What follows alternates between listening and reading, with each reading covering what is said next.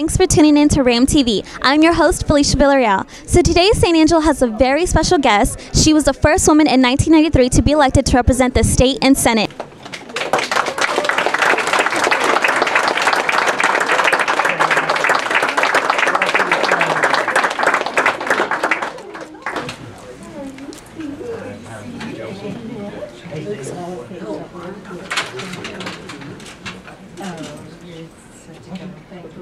Thank you so much.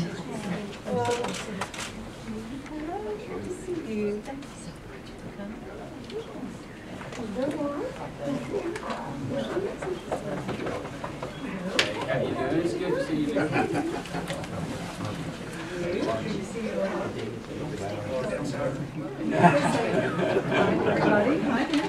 No, that'd be all over.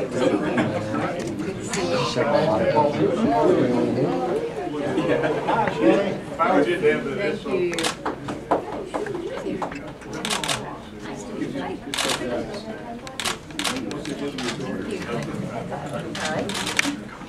Hey, oh, how are you?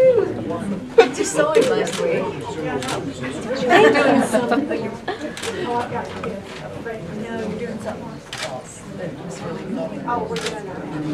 No, it was funny. Hi.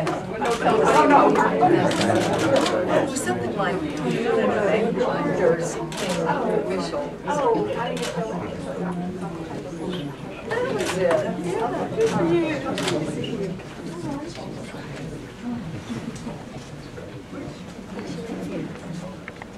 Let me welcome you. Please take some seats, and that's what the seats are for in terms of that, and we're just thrilled that you're here. And there are actually other people in other rooms, and so we're simulcasting as we speak over here.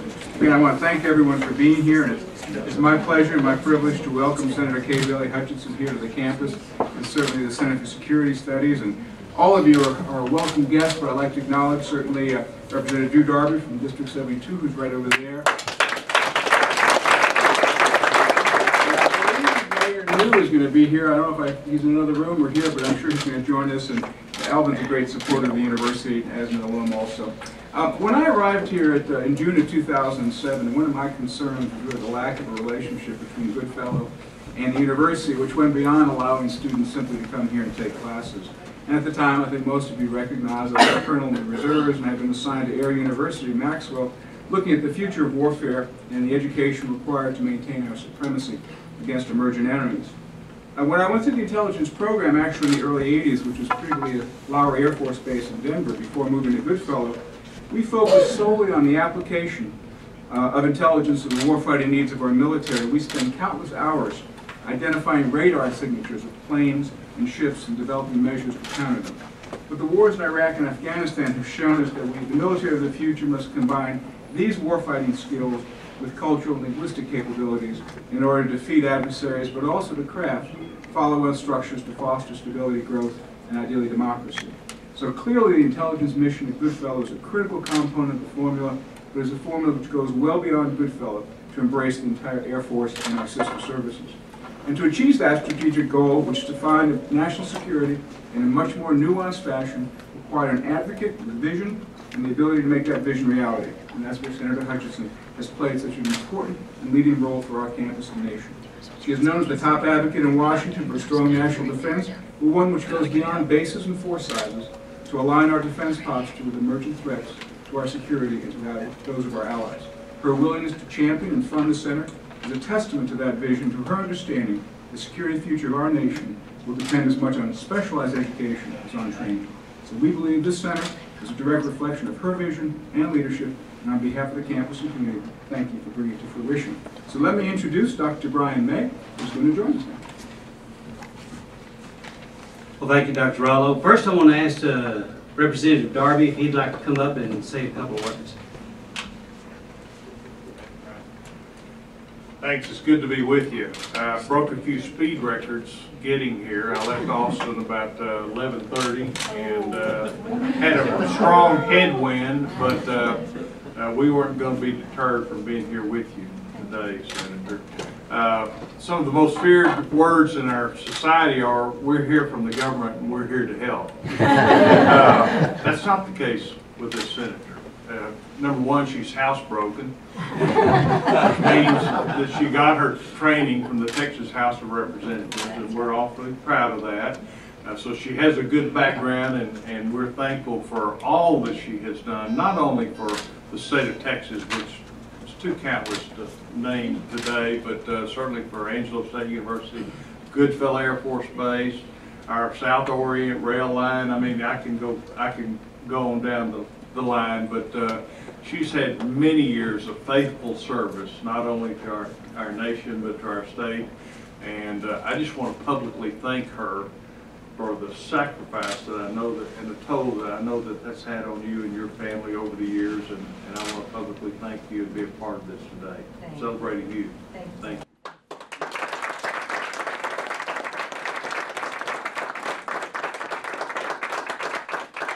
Okay, now we're going to have just a short presentation from Dr. Robert Ehlers.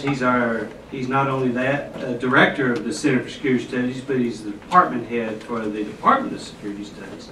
And Rob will tell you about what's happening with the money that was invested here.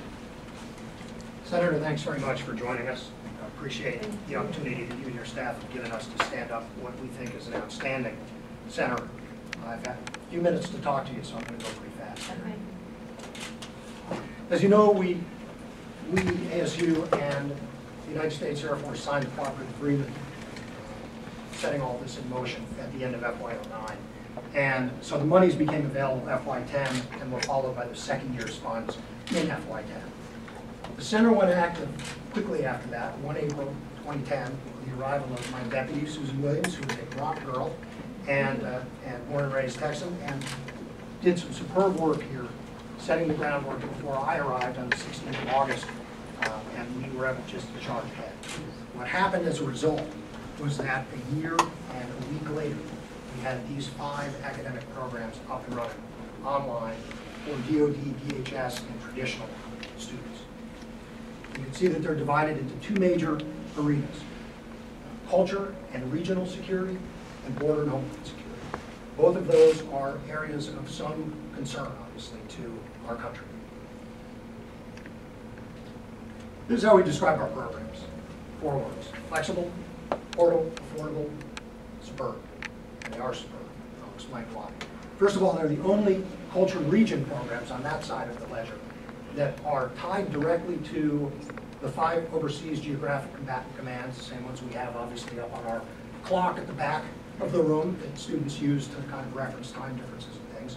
And that allows DoD personnel who already have regional knowledge or regional focus to go straight into a regional area, along with gaining a lot of functional knowledge about how to integrate or work with or understand other cultures.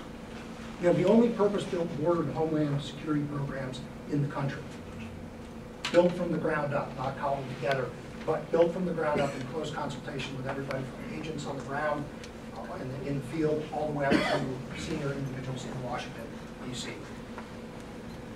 Programs are flexible and portable because they're online. These are 8-week courses, or they're 8-week courses. We offer 2 sets or 2 terms per semester. That allows maximum flexibility because, as you know, military personnel in particular, they deploy a lot. They're on shift work all the time. They need that kind of flexibility rather than a 16-week schedule. The other thing is that because they're online, these individuals can take these programs anywhere they can get into a Wi-Fi footprint or into a DSL connection. So, in other words, I had 2 students in Iraq last fall before the mission ended there. We have 2 students in Afghanistan right now. And so it allows for that kind of flexibility, where a student in the military doesn't have to start over 4, 5, 6 times and have 300 credit hours before they get a degree. That has happened very often. We have 82 courses and 13 certificate programs built to date. Certificate programs are 12 semester credit hours each, and they focus on a specific geographic or functional topic. So somebody can come here, take one of those programs rather than the entire degree program, and increase their knowledge, their professional insight. They're affordable. We are a very competitive school in terms of tuition rates to begin with, but we also offer differential tuition for the military, which means that they have and all expenses paid $250 per semester credit hour, which is what they get for tuition assistance. Just makes it easy for them to do this without going broke. Okay. Our faculty is outstanding. This is really the heart of our programs. We have 10 PhDs. They're all from Tier 1 schools or schools with Tier 1 programs in which they've taken their degrees. And as I hired these individuals, I had two primary criteria: scholarly excellence and what I call life experience. Because in these kinds of scholastic endeavors, students want to see that their professors have been out there and done this. And so you see the years of different kinds of experience that these individuals have. We are a partner with Air University's Associate Baccalaureate Cooperative Program. That means that we are, well, we're one of only 4 schools. There are many partner schools. We're one of only 4 within that group that accept any CCAF, Community College of the Air Force Associate's degree as credit towards our programs. We do that because we know military personnel are disciplined and focused, and when they take a program, they have about a 95% completion rate. They know what they want to do by the time they get there.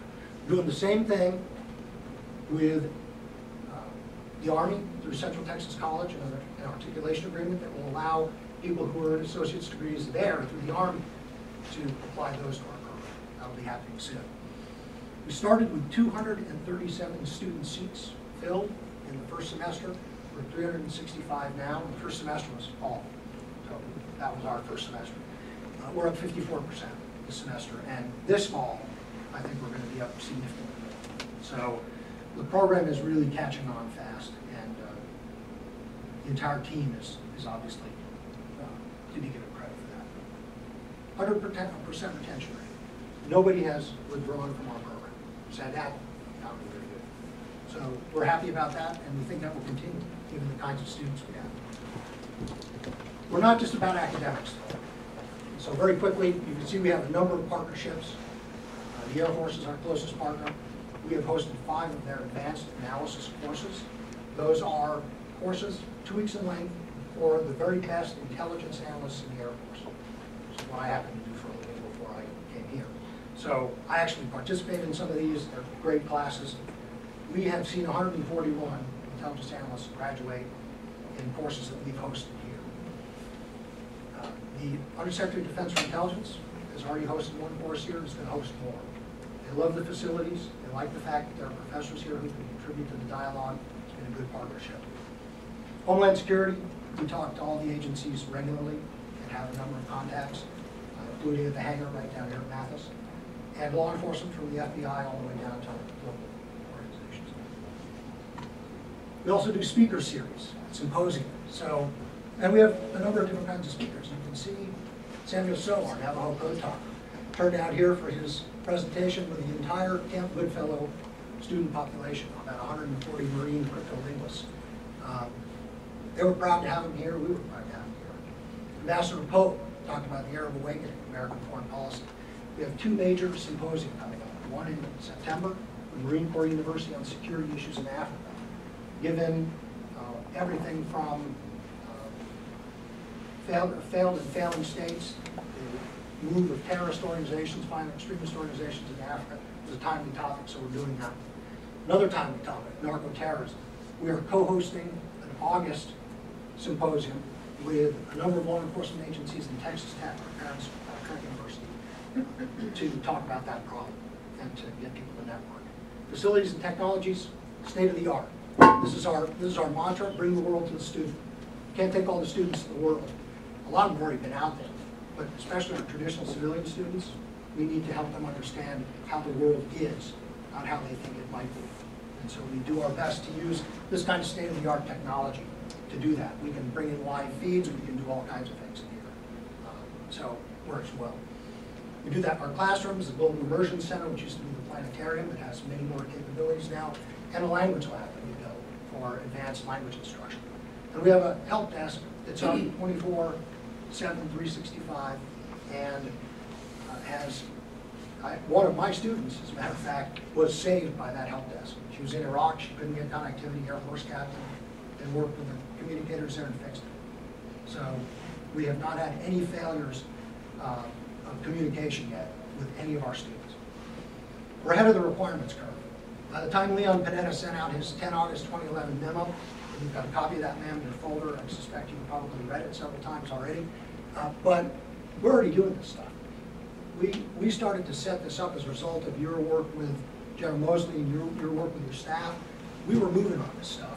And so, having been in the Air Force, I can tell you this memo came out, it will be 2 to 3 years before the military has a program in place, if they put one in place. Their other options are contractors, or to do something that has not happened enough since Vietnam, and that's partner with academia, and let people in academia who know a lot about this stuff and have also lived it, teach them. Same with the USDI's memo. He said the same thing to his intelligence workforce. The Air Force is offering a second master's to officers, but it has to be an area specialization, interestingly enough. And even the new Texas core requirement now includes cultural studies. So we are starting to work on a core course for that. Finally, looking ahead, this fall we are starting a bachelor's and a master's program in intelligence, security studies, and analysis. It's a nice way to round out what we're doing, because if people can't think analytically, think about complex problems in what we call a non-linear world, they're not going to make it, as analysts or as anything else, actually, for that matter.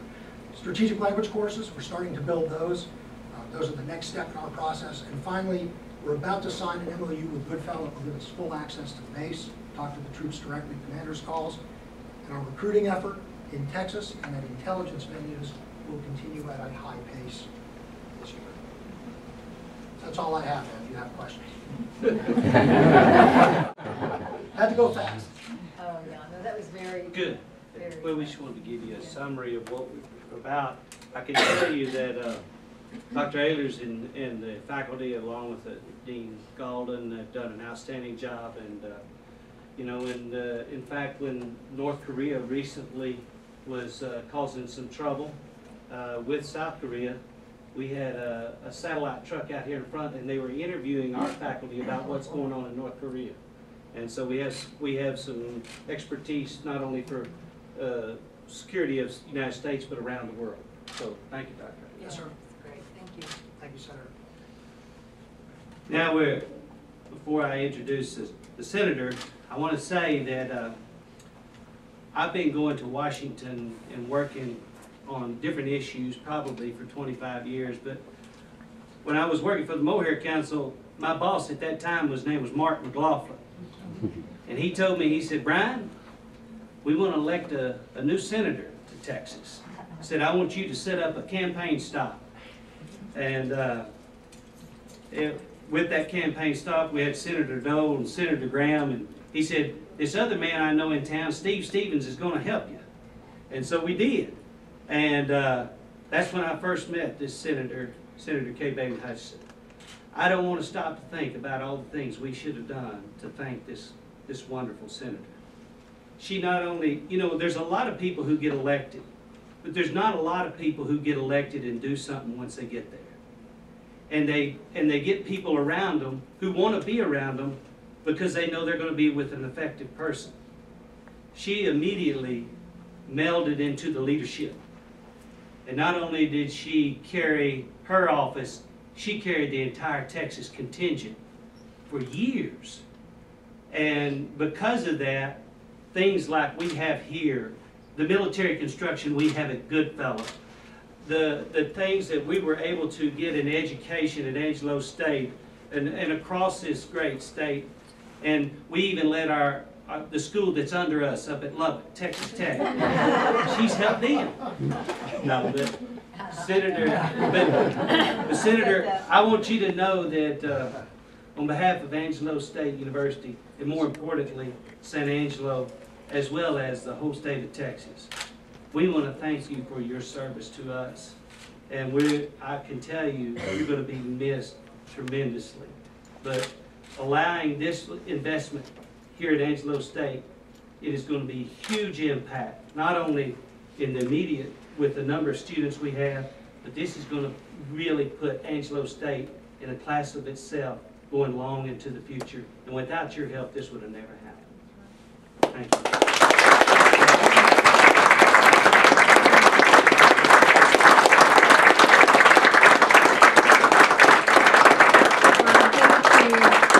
Thank you so much. much. It is great to be here with so many friends. Steve Stevens here, Annette Hopkins, Drew, you're doing a great job at Austin, and believe me, we need that kind of support there. Judge Brown, Mark McLaughlin, I guess I've known Mark, well, Mark and Don Griffiths, I guess I've known the longest in the room, and I do thank you for that early support. You know, I didn't travel too much last year, but I am going to travel this year around Texas because the most fun part of my job is getting to go out and travel Texas, and I love the diversity. I love the ability to talk to people, to see some of the things that I have worked on, and of course, this is one of the things that I specifically wanted to see, and it's one of the things that you start at the very beginning level, and then you build on it, and that it is doing so well, doing really exactly, Colonel Ellers, exactly what we wanted it to do.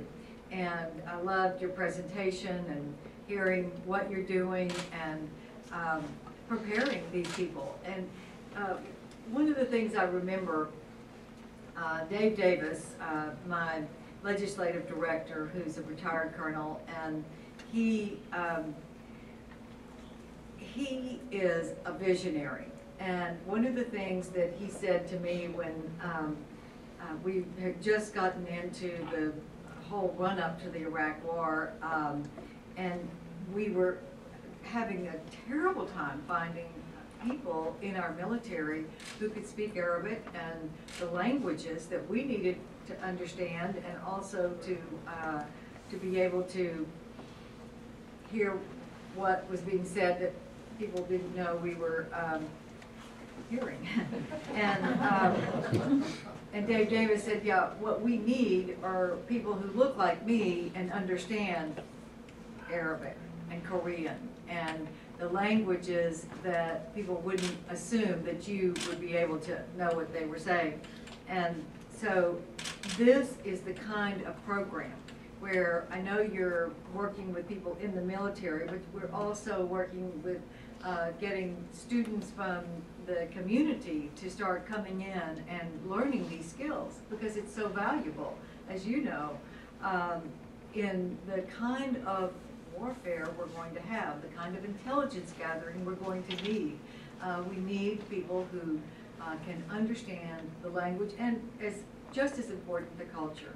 What is acceptable, what isn't acceptable in a culture is also very important. We've made a few mistakes not understanding that. So it's very important that we have this kind of program. And I'll just tell you the way it started. The community leaders, as you know, all came to Washington and said, we'd really like to do more with the base because it's just an asset. And of course, from the base standpoint, we want to have a good university nearby because base, the staff, the spouses of people who are here, and being able to also offer actual curriculum to those who are based here is so very important. And so we put all of the things together, like knowing that we needed more Arabic and the types of students who were coming in to learn the intelligence and the cybersecurity here, and came up with the idea of having Angelo State lead in a language and culture curriculum.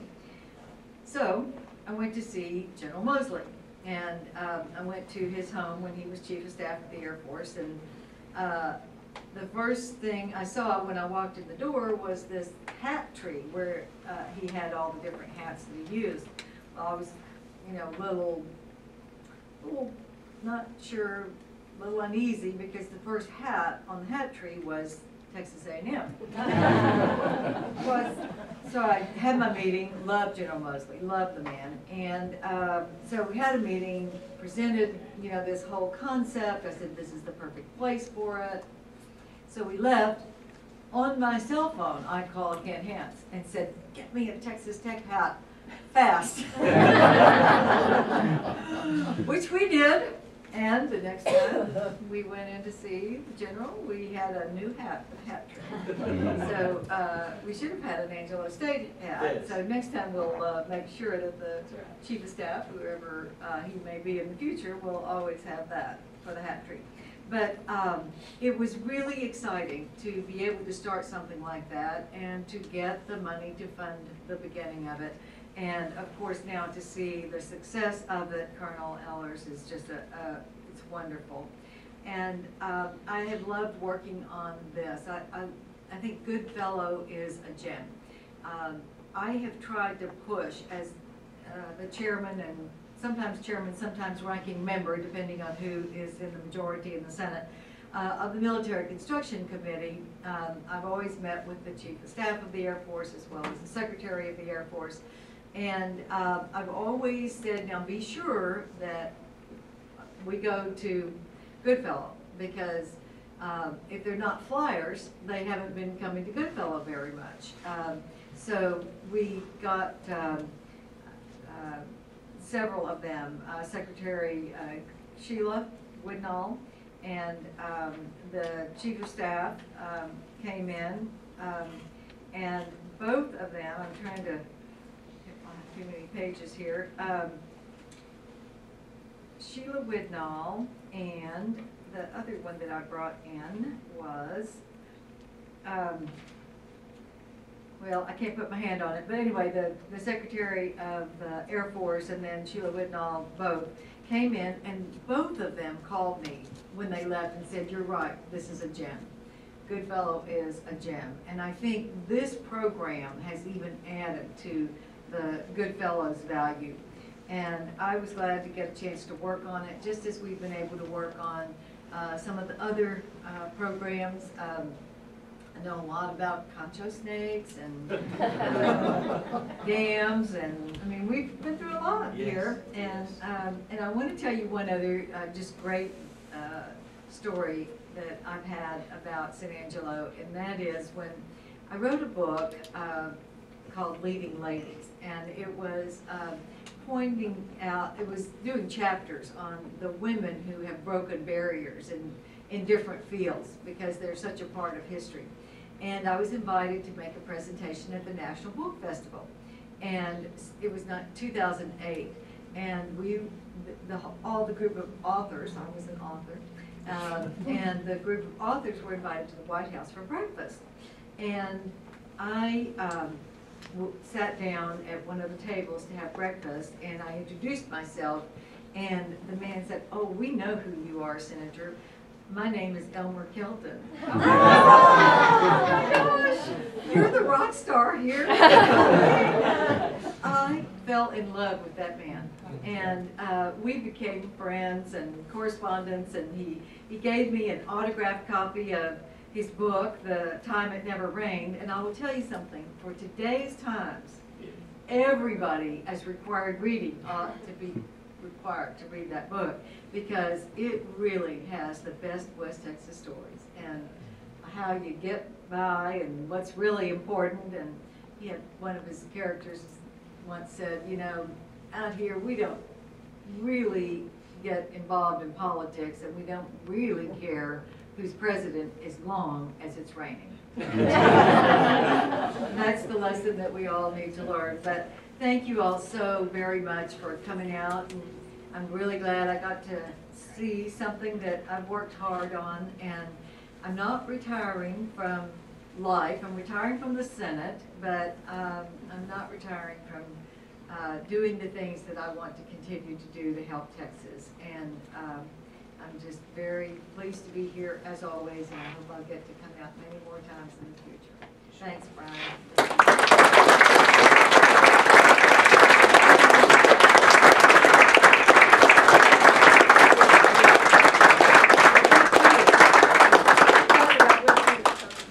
Well, I know that Dr. Rallo and I, on our first visit to Washington, she turned to Chancellor Hance and said, I'm going to help Angelo State first. And I can tell you, Dr. Rallo and I were riding on cloud nine.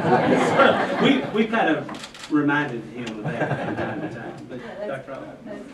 No, this is just a small thank you for all that you've done. I know that you're going to be busy with us in the future, but on behalf of the Center and the University, we want to give you this little token. Oh, thank you And so very thank you very much much. for Thank you. Now, there's an Angelo State hat in here. We'll make sure I'm you gonna get make sure it one. gets to the Air Force Chief of Staff. Well, we'll get one. All right, well, that's all we have for today. I believe the senator is going to go back here and talk with the media for a little bit, but you're welcome to come on up if you like. Thank you. Hey, thank you all so much. It's great to be here.